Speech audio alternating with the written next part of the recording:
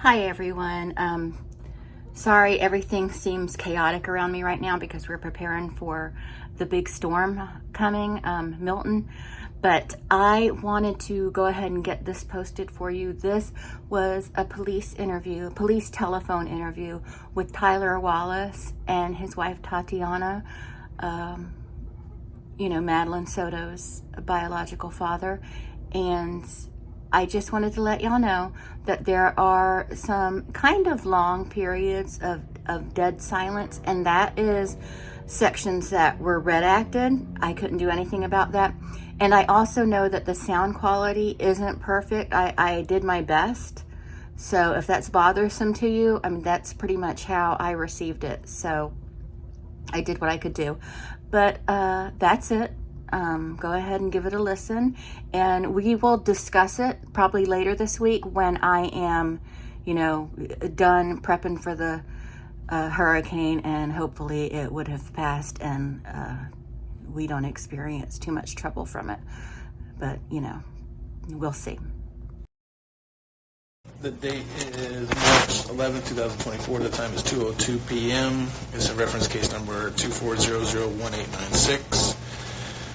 Person present are myself, Detective Morris, Detective Smallwood, and we're going to be calling Tyler Wallace, who is the biological father of Madeline Soto. Phone number we're calling him at.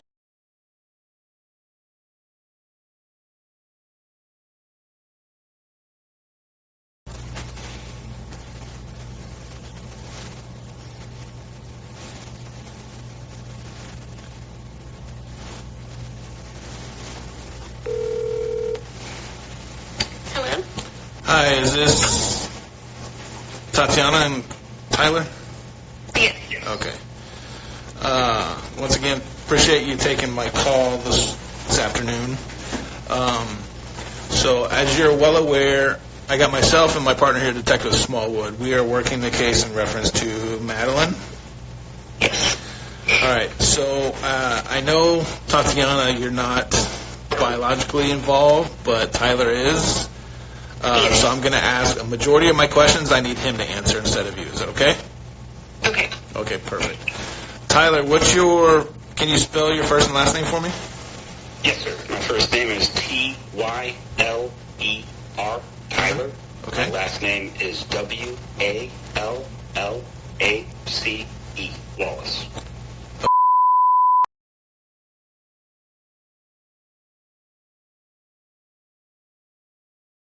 Address? My current address is...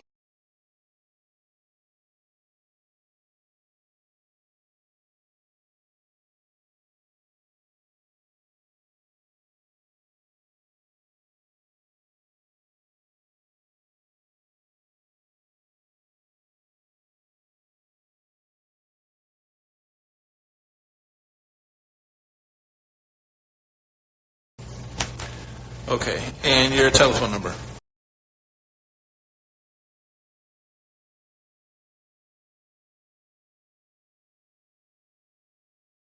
Got it.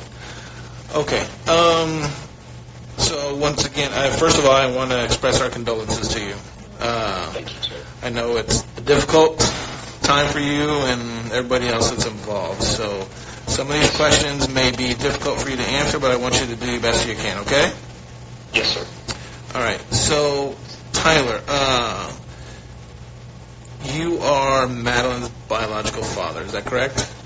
Yes, sir. I am her biological father. Okay. When were you and Jennifer together?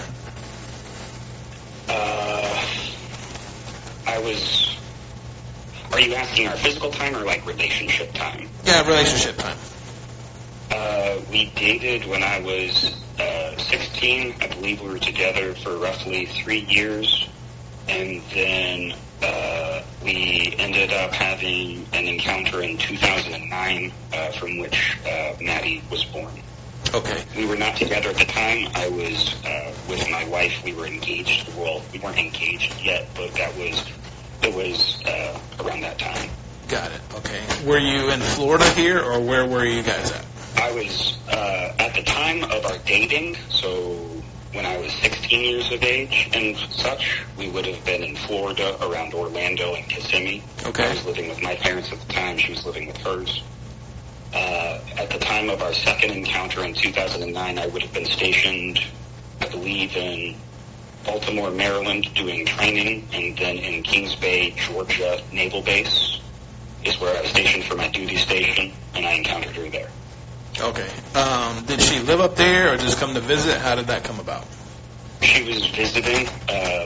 Our initial encounter in 2009, she was living in New York with her father at the time. I had just gone through boot camp, and we had connected, I believe, on MySpace. And then she ended up visiting me and a group of my Marines around November, and I only know it was that time because it was around the Marine Corps ball, so I have something to tie it to. I'm actually pretty wishy-washy with time, but that was around the period our encounter would have occurred. Got it. I'm sorry, I lost my train of thought. Can you reframe or if I answered that, let me know what... No, yeah, you're good. So, you guys weren't actually dating at the time she was conceived, is that correct? Yes, sir, correct. Okay. How much involvement have you had in Maddie's life? I have tried to maintain civil connections with the mother. I would say prior to the last 2 years, I normally got to see my daughter about once a year. But I was involved in a legal case in which I had to go to prison for 2 months due to some stuff that occurred in the Marine Corps in 2009. The short version of the story there is that I had some friends, in air quotes, who stole ammunition from the government, and then when an investigation came out from that, I was contacted by NCIS. I rendezvoused with them. I provided information, and then due to the nature of the case, I was required to spend 2 months in prison in the Federal Detention Center in Houston, Texas. And I just never financially recovered from that. So it's like it was 2 years since I got to see Maddie, and the last time I saw her was October of last year. And where were you then? Did you come to Florida or? She came to Texas. Maddie was sent to visit us in Texas. She traveled unattended. I received her at the airport. Okay. How would you describe the relationship between you and Jennifer right now? I'm not contacting Jennifer, and I desire to receive updates outside of the family. All the information I have regarding my daughter has been passed to me through her family, and I just... But I get that, but what was your guys' relationship leading up to all of this? I tried to talk with Jennifer as little as possible. There was a period when Maddie was first born that Jennifer seemed pretty intent on breaking up my marriage with my wife, and so in the nature of making everybody happy, I just talked to Jennifer as little as possible, which is why I had so little contact with Maddie growing up. I only just recently started reaching out to Maddie through, like, Skype and stuff, where she was able to, or not Skype, excuse me, what did we use? I think we used, like, Instagram or FaceTime, but we would use, like, video chats and voice chat to start talking. And so I was starting to get a deeper relationship with Maddie, and then this occurred. Okay. So you say you contacted her through social media. What Yes, do you list yourself on different social media accounts? What is your, like, screen names? My screen names? Yeah. Usually my screen names will all be a variation of my email. I can give you my email, but it's going to be CPTHRDCR. So most of my screen names are like a variation of that with like a 13 behind it. But I have like on Facebook it just says my normal name. I believe Instagram I come up as like CPTHRDCR13. I'm not 100% sure that. Then I'm bad at managing all of my social media accounts. I'm locked out of like half of them right now. Okay. All right. All right. So you said you and Jennifer, you haven't had that cordial relationship. So, but you started with. I would say our relationship has been cordial, but it is a surface level cordialness maintained on our side to guarantee access with Maddie, because I was never able to afford to go to court to get my custodial rights established with her. Okay. And you said you started reaching back out to Maddie last year on a more consistent basis?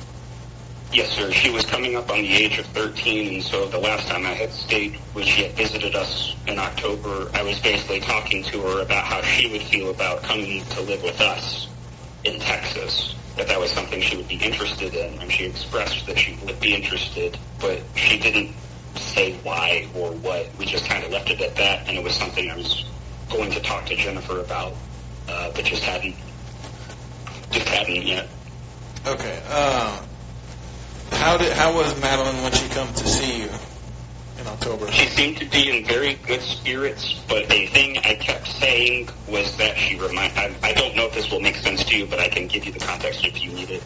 She reminded me of a character from a show called Euphoria, in the sense that there was just an emotional weight about her that I did not understand what was the cause. It just seemed like she was dealing with stuff that a 12-year-old girl shouldn't deal with, but I didn't get to see her enough to really pry, and so I was just trying to ask her, like, surface-level comfort questions to build a relationship with her, but I had no clue anything was going on at that time. Got it. How long was she out there visiting you? She was with us for 4 days in October. Okay. Have you talked to her since October? I had a couple of Instagram communications with her since then. I talked to her, I believe, once or twice on video chat. And I can't remember the exact dates, but I have, just so you know, I have left all of my social media untouched since the search turned into a verification that she was in fact dead, just in case any of my social medias can be useful to you guys. Okay. At the end, I'm going to give you my email address. If you can just send me screenshots of your conversations with Maddie or any that you may have had with Jennifer. Yes, let me write that down real quick. Screenshots of conversations with Maddie or Jennifer. Yeah.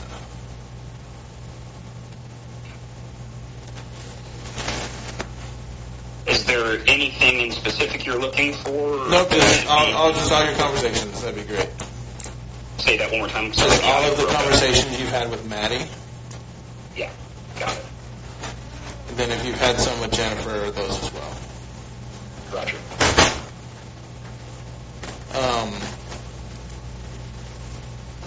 So how did you come about to hear what happened with Maddie? It was, hold on, let me pull up my phone so I can find the exact day. Give me 1 second.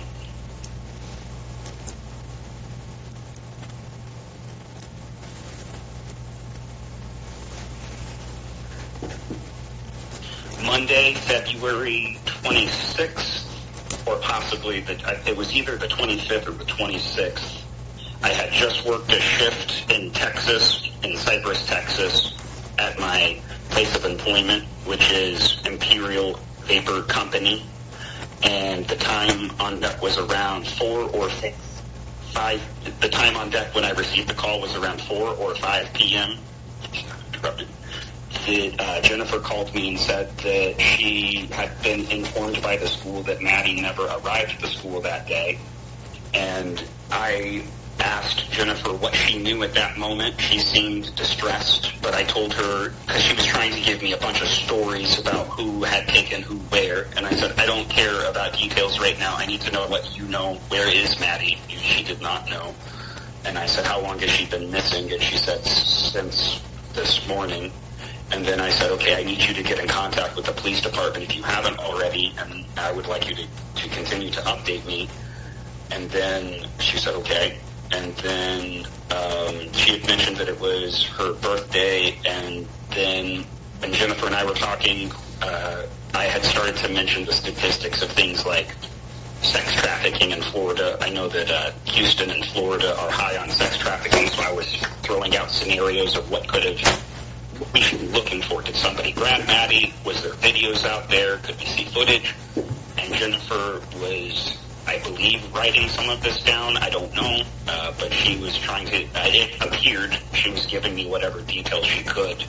But then after after that, I went home and waited with my wife. I let my wife know Maddie was missing. We started making some social media posts to spread the word.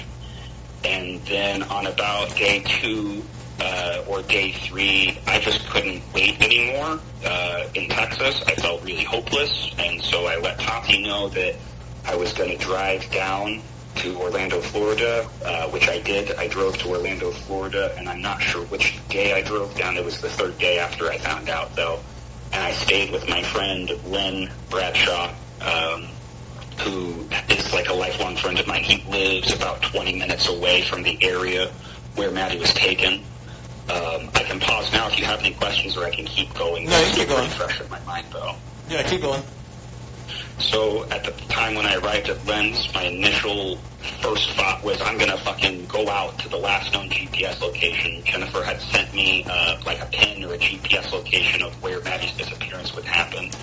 And at that point, Lynn and I had basically discussed the pros and cons of going to look for myself. The pros being that it would make it feel like I was doing something. The cons being that I really had no idea what I was looking for. And then that's when we started seeing like Twitter posts from the Kissimmee and various police departments saying, please do not engage in any public searching. We are currently working on this. And so I feel like I just knew in my heart that shit was going bad. I was staying with Lynn to help me kind of keep my emotions in check and just watching social media, refreshing every so often to see if any news articles had come out. A bunch of my friends flew in from out of town, so I was visited by Josh Losey, who flew in from Indiana. He's been friends with me as long as Lynn. I was visited by my friend Stephanie Elaine Ashley, who flew in from Seattle. They both stayed with me for a couple of days at Lynn's place, and then they flew out. And then my wife, Tatiana, flew in. At this point, I lose track of which days or when because it just all kind of blends together. But I took notes, so if you need specific dates of when I was interacting with people, I should be able to dig that up. It's not off the top of my head. Okay. So... Did you have any, I believe it was the night I arrived at Florida that Lynn and I got confirmation that Stefan and that he had been arrested and that there was sexual abuse tied into this whole thing. And how did you hear that? I can't remember when I finally could. I had been trying to not listen to the news, so I'm not sure when I actually finally concluded that Maddie was dead. I can't remember if it was reading an article or if I had gotten a call. Maybe you called me. I don't really remember who told me. I just remember kind of the day that it happened. Okay, how did you hear the news about him being arrested? Did Jennifer tell you, or did you see it on the news? I was informed of Stefan being arrested by Tati. Who told you? And then the news told me. Okay. The press conference. All right. When you were here, did you and Jennifer see each other? The only time I saw Jennifer was when I made an appearance for, I'm not sure if it was an official funeral, but I have pictures from the location and the name of the funeral house. It was a funeral house. They say that Maddie is going to be cremated in the next couple of weeks, but there was a closed casket that Jennifer's family was there, and I arrived with my separate party. I believe all interactions between me and Jennifer happened on a camera in the main thing of the funeral home. I did not speak with her anywhere else but in the funeral home. I hugged a few of her family members, and I hugged her at one point, but we shared very few words, and I was not a big fan of the hug. It was more for social purposes. But yeah, I mean, in all honesty, our main focus right now is Maddie. Okay. Yes, sir. Not the relationship you and Jennifer have or have not had or whatever. So I don't know if some of these questions are difficult because Tatiana is listening or whatever, but I don't want to, like I said, our main focus right now is Maddie. So yes, sir. The hardest thing has already happened, which is she's dead. And I am not okay with that, but for the purpose of cooperation and for the purpose of your investigation, I'm willing to go through emotional pain to get there. So just please continue asking what you need, and I will keep you apprised of my emotional condition. No, I appreciate it. Okay, did you and Jennifer talk about what may or may not have happened to Maddie? Only on the initial phone call when I threw out a couple of scenarios trying to figure out where to even start looking for myself. After that phone call was pretty much minimized between me and Jennifer. I know at some point she had her phone taken and contacted me through an alternate phone number to provide me information of where, like, the funeral home was. So I was in text communication with her infrequently throughout my stay in Orlando for, like, stuff like that. I have attempted to comfort her before I realized that Maddie was dead, but that I don't think I was in Florida. That was over the phone when I was like, hey, this isn't your fault, that kind of stuff. But it's one of those things where as more and more information comes out between you and me, I'm becoming aware. I don't know what Jennifer did or didn't know. I don't know if she was aware of this happening or not, and the context of if she knew and was enabling, or if she is as much of a victim as Maddie, will dictate how comfortable I am having any for. Frankly, I'm not interested in contacting her family ever again anyways, but, like, it's one of those, if Jennifer as much as a victim of this as I am, I'm content to just let them live their life in privacy, but I swear to fucking God, if I find out Jennifer was involved and enabled this, I will take whatever legal action I can. Okay. So I just need a second. I'm sorry, I'm ramping up, I just need a second.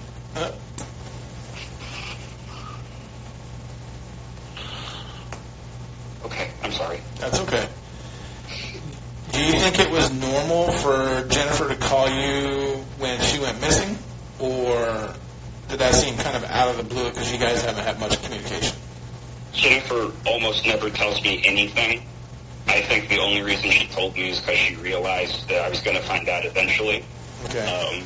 But I can't confirm or deny that. That's just me speculating.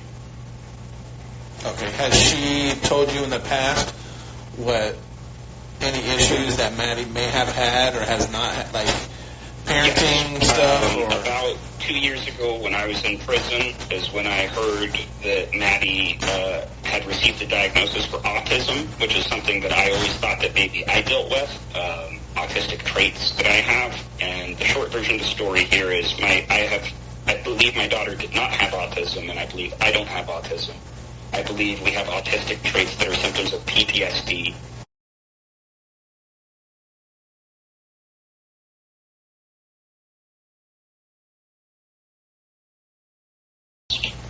And realizing that it wasn't a genetic autistic trait that I passed on to Maddie, it was probably her having similar developmental conditions that I had as a child that I was recognizing in her. And that's real fucking hard to deal with, man. Okay. I wish I had seen the signs, but I just didn't. I was just trying to get a relationship with Maddie on the back end. I've been so patient waiting to have my turn with my little girl. And then this shit happens, and I just don't know what to think. I'm just processing. I don't know what to do. I don't know what to do. All right. Have you ever met Jennifer's boyfriend, Stefan? I don't think so. I think I've only ever seen pictures of him on Instagram. I'm trying to remember that. I didn't remember when Stefan came into Jennifer's life, but I've done some research on Reddit, and according to a local post that I found, it looks like he may have entered her life around 2018, which I would have still been in Kansas at that time. I do remember talking to Jennifer about Stefan and being like, hey, I'm low-key uncomfortable with you just bringing a guy around my kid, but that was one of those things where it's like I didn't really feel like I had a choice. I didn't really feel like I had a say. Jennifer always seemed pretty comfortable with Stefan. I knew he was a biomechanical engineer from what Jennifer told me, which always weirded me out on what the fuck would a biomechanical engineer want with Jennifer. Like, I'm not saying she's a terrible person, but I just didn't see what traits of her would attract somebody like that. And so I do have a working theory with what I think happened. I am aware that this is all speculation, but if you'd like to hear that, I will share with you what I suspect may have happened. Okay. What do you think happened? So the only thing that makes sense to me at this point is I've heard stories that possibly Stefan had stabbed somebody when he was 14 and that his dad had moved him across country. I've heard an article that maybe a former roommate had seen on on Stefan's computer and that Stefan's mother had paid off the roommate. I don't know the veracity of those things, but those are what got me thinking on the mindset of, okay, so if his family moved him to avoid legal consequences for deviant behavior in the past, and he claims he worked at Disney, which I know Jennifer has always been around Disney, and so I'm thinking to myself, what would a predator do to find access to a child? Maybe they would go get a job at some place like Disney where there's high access passively to children and just observe, and then when he located a child that was of his taste, maybe he saw that Maddie was approaching Jennifer regularly, introduced himself. It has always been my opinion that Jennifer has not been as attentive of a mother as I would like. I feel like my daughter got passed around Jennifer's family for things like daycare quite often, and that whenever I wanted to get into contact with Maddie, it was difficult because I never knew when she was going to be home or available. And I think that maybe Stefan saw that as a predator and saw that that was a pretty easy environment to insert himself into their life. I then suspect he set up a... And at what point I become curious watching shows like Dexter or things like that is, okay, what fucked up their schedule then? How did he go from this patient calculating monster who did all of these things to being emotionally incompetent and disposing of a body off the side of a fucking road? I just don't understand what changed their behavior. And I say there because I started watching... It took me a couple of days to have the emotional space, but I started watching interviews of them when they were reaching out to the news outlets. Jennifer told me they were going to reach out to the news outlets when Maddie was missing, so I knew she had done that, but I just hadn't watched the interviews. And when I watched the interviews, Stefan is in a couple of them, and I was watching his body language, but then because I was doing that and some YouTube videos about body language came out, I was looking at Jennifer's body language, and it's like, I saw very strong emotions in her, but they seemed like anxiety, like not grief, she was waiting at home while our daughter was still missing. Like that, I literally can't wrap my brain around that. It doesn't make sense to me. And so what I suspect happened is something that they couldn't avoid, something like maybe or something, and they realized like, oh fuck, we can't get an abortion, we can't hide this. Maybe they did something. I don't know if Jennifer was involved or wasn't. Maybe Stefan did all this on his own and she just found out. That's where my head is at, and that's why I was like, you know what, I think I want to set up separate updates with the police department, because I just don't know. I just don't like the fact that everything I know about my daughter has been filtered through that family to me. Mm-hmm. I'm sorry, that's my piece. That's okay. Have you, when you and Jennifer were together, was she on any kind of medication or anything like that, or do you know if she's been on any medication since? She was never open with me when we were together. I do know that since we dated, she's been diagnosed with bipolar. I don't know what medication she's currently on, but I know that she's been on medications as hardcore as lithium in the past. Okay. What about Maddie? I don't remember the names of the medications, but I was informed when Maddie came to visit me that she was on antidepressants, anti-anxiety medication. Do you know the names of them? Yes, hydroxyzine was one of them. She would take at night. I didn't feel comfortable giving because I take hydroxyzine to go to sleep, and I only and so I was only one while she was here with us visiting. The other one was Miralax, so she could go to the restroom regularly. Okay. Now, when you were giving her the medication to help her sleep, did she have a prescription bottle with her? Yes, there's a prescription bottle. And on the prescription, did it say... So that's what the doctor had prescribed her? Mm-hmm. Okay. Tyler, did you have any discussions with Jennifer about medicine that Abby was taking, or Maddie was taking? Never. Okay. Did I remember? I don't think Jennifer ever really told me about their visits. It was just that when I was responsible for Maddie, she would rattle off a list of what I was responsible to make sure she got. Okay. And when Maddie come to visit you, what were the sleeping arrangements like? Maddie slept in the bed with Topsy. I wanted to sleep with them and kind of make a little Maddie sandwich, and she was not very keen on that idea, so she made sure that I slept on the couch. Sometimes we'd cuddle, but that was the sleeping arrangements. Is usually she'd sleep in the bedroom with Topsy, and I'd sleep on the couch. Okay, whose idea was it to have what you referred to as like the Maddie sandwich? Who wasn't uncomfortable with it, Tatiana or Maddie? I believe it was Maddie who was uncomfortable with it. She didn't straight up say, I don't want to cuddle, but she would cuddle with me when it was just me and her, and I believe she'd cuddle with you when it was just you and her, but when we were together, she would become a little bit more shy, is the word I would use. Gotcha, okay. Now, when she would sleep at night, me having children myself, sometimes children, they kind of flop all over the place when they're sleeping. Did you notice anything like that with Maddie? Yes, I will say I also sleep like that, and Tati had commented on how Maddie sleeps just like me. I very much thrash a lot, and Maddie was a kicker and a mover and a thrasher. Okay, did it seem like she got good night's sleep, or she was up and down? Once I gave her the medicine, she was fine. Like, she would go to sleep.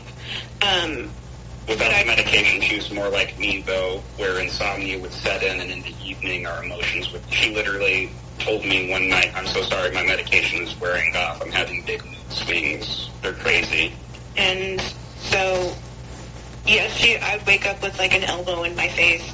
But to get her up in the morning was the issue, because she never wanted to get up on, like, the first shake or not even the second. So I just chalked it up to her being more like Tyler, because it takes him a while to get up in the morning. Mm-hmm. But no, you think it was the medication? Yeah. All right. Do you know? You may not know this. Do you know if Jennifer was taking that same type of medicine? I have no idea. Okay.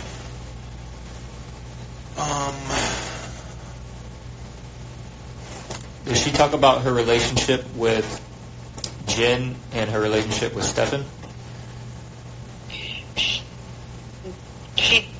I asked her if her mother and Stephen were still together, and she says, no, they're not together. She, loved her mom, because, every time I would, make, a little bit of a snarky comment, she would, correct me and say, everybody's beautiful in their own way. And we never really talked about Stephen when she was around, just to say that they weren't together. How was her demeanor when she answered that? It was well, they're not together, whatever. Just... Would you call that, dismissive? Dismissive, yeah. Okay, so upset or, angry, or just kind of, how would you... What kind of emotional reaction did she seem? Did she seem like she was uncomfortable? Did she seem, how did she seem to you? She just seemed like she was just casually talking to me. It wasn't like a angry emotion or anything like that. That's kind of the problem, is I would ask surface level questions on if she was happy, but she always answered pretty vaguely, and so I just truly never knew anything was wrong. Sorry, go ahead. Keep talking. I didn't mean to interrupt you. So she was just kind of just dismissive, we were just talking, oh yeah, they're not together anymore, and I'm like, okay.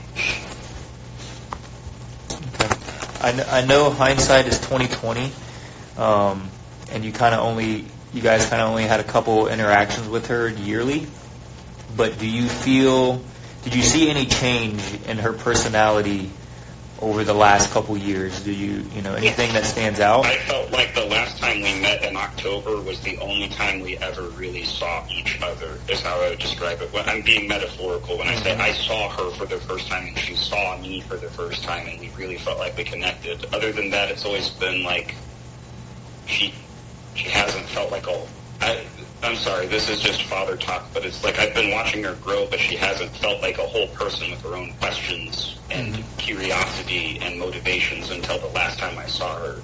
She seemed like more an adult than a child, and it's not that it bothered me, it's just that it made me curious on what caused the sudden change in growth. Like, she went from being a silly little girl to being what I would describe as a Euphoria character, which Euphoria is a show all about kids who are dealing with crazy levels of trauma. Mm-hmm. You're referring to the show with... I think her name is Zendaya. Zendaya, yes, okay. And, yeah, I watched that show recently with my wife, and then when my daughter came to this, I couldn't stop thinking about that show. Just because I don't know how to explain it. These young girls have this 1,000-mile look on their face that I would expect out of, like, Vietnam veterans, not fucking little girls. Like, I'm not saying that there wasn't trauma there. I'm saying as a man who has experienced trauma, that's what confuses me, is how so many young girls have that look in their eyes of, like... How often did you have contact with Maddie prior to October?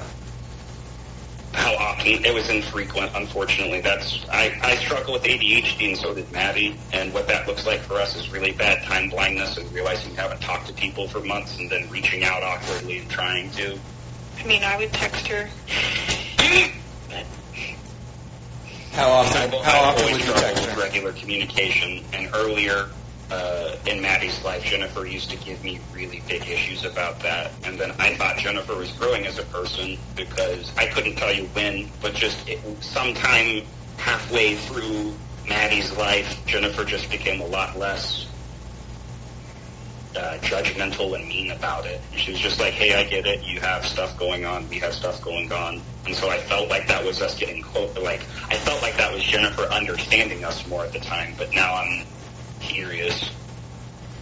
All right, but going back to, you say it's infrequent on how many times you spoke with Maddie. So are we talking once a month? Some weeks we would talk every day just because our schedules allowed us, and then sometimes we would go, I think, a couple of months without really interacting in any way. Okay. All right.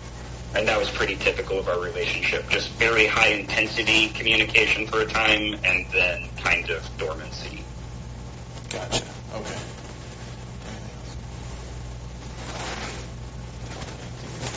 All right, so I will do my best to keep you abreast of this investigation.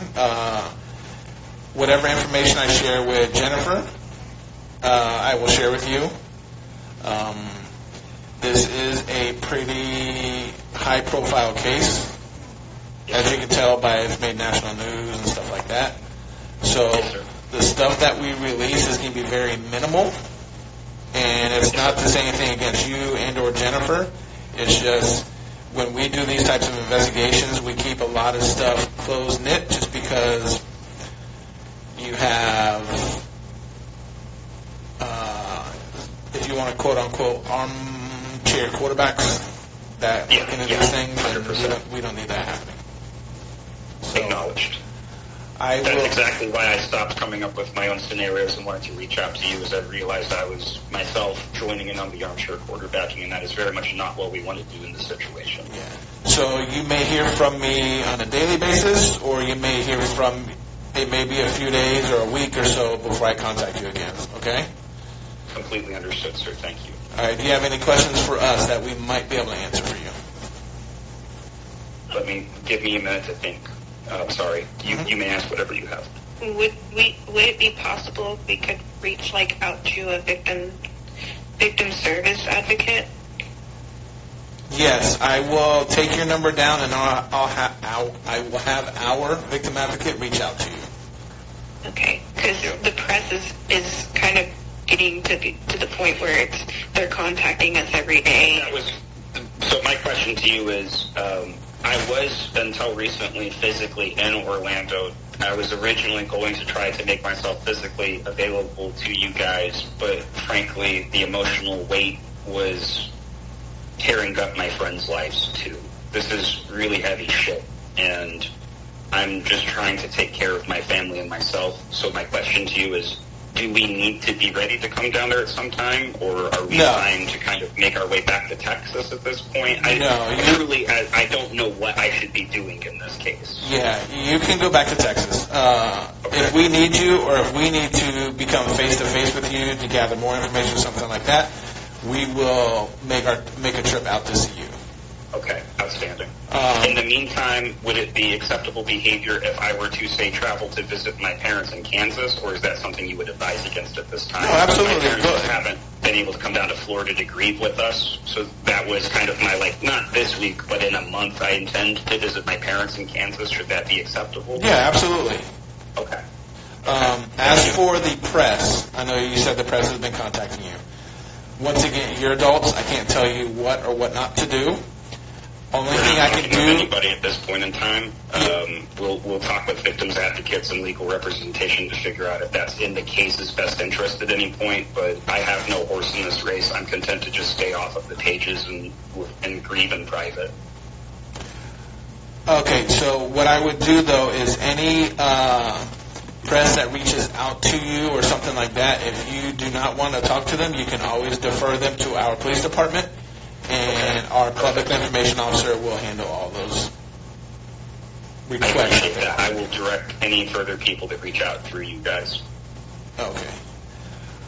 Is there a number, or in fact, if I was going to, what should I say when I'm directing them? Is there a number or an email I should give them? Just tell them no comment. You can contact the Kissimmee Police Department. That's all you got to say. No comment. Let's contact Kissimmee Police Department. Thank you so much. You got it. And I will be in touch with you, like I said, in the next few days. I'll probably reach back out to you. Outstanding. I appreciate that. All right. Yes, sir. Have a good afternoon. Thank you. You too. All right. We're going to conclude this interview at 2:42 p.m.